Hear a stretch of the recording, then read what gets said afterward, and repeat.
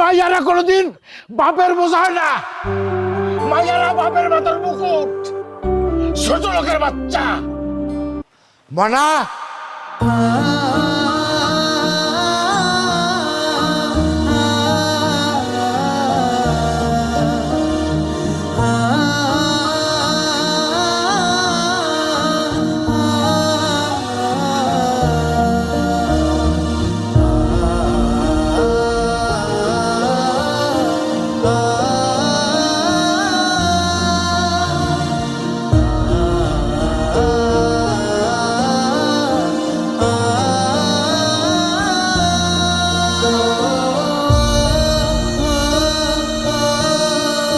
চল, তোর এই বাড়িতে থাকা লাগবো না, চল।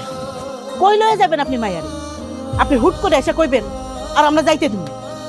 তাহলে কি এখন এই বাড়িতে রেখে কি আমার মাইয়ারে বাইরে ফেলাবো? সংসার করতে গেলে একটু সহ্য করণ লাগে। আর বানাইছেন তো কাঞ্চন মাইয়াদারে। আপনার এই কাঞ্চন মাইয়ারে কি আমরা মাথায় দিলা নাচম?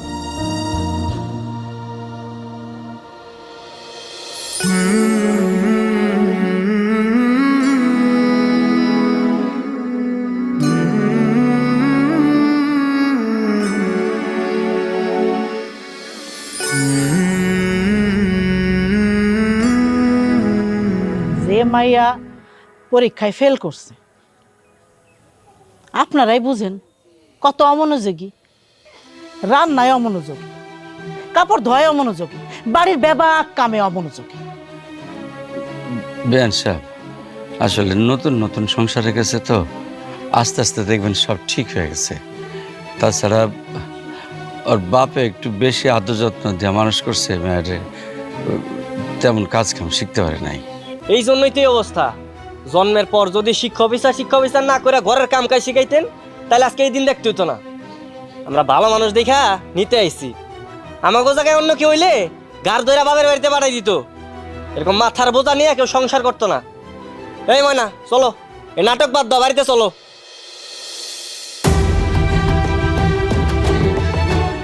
করিম, মায়ের তাহলে যাক, সংসার করুক। ও মা, তুই যা, রেডি হলো। না, ও কোথাও যাবে না। কি করছে? আমার মেয়ে আমার কাছেই থাকবে। ও পড়াশোনা পারুক আর না পারুক, কোনো কাজ করুক আর না করুক, ও পাগল হলো আমার মেয়ে, প্রতিবন্ধী হলো আমার মেয়ে। আমার মেয়ে আমার কাছে থাকবে, আর ও কারো বুঝা না। তাহলে কি আপনি আর আপনার মায়েরা যাইতে দিবেন না? না, যাইতে দেবো না। আমার মেয়েরে আমি অনেক কষ্টে মানুষ করছি, অনেক আদর দিয়ে মানুষ করছি। আমার ফুলের মতো মাইয়ার গায়ে কোনোদিন একটা আসর লাগতে দেয় নাই।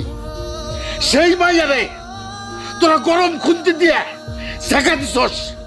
আর একটা মিনিট যদি থাকস, কুমায় সবগুলো কল্লা ফেলাই দেবো।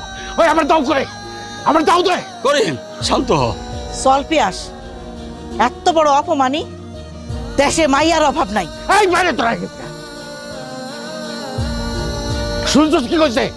হ্যাঁ, আমার মাইয়া নাকি আমার মাথার বোঝা। আরে মাইয়ারা কোনোদিন বাপের বোঝা হয় না। মাইয়ারা বাপের মাথার মুকুট, ছোট লোকের বাচ্চা।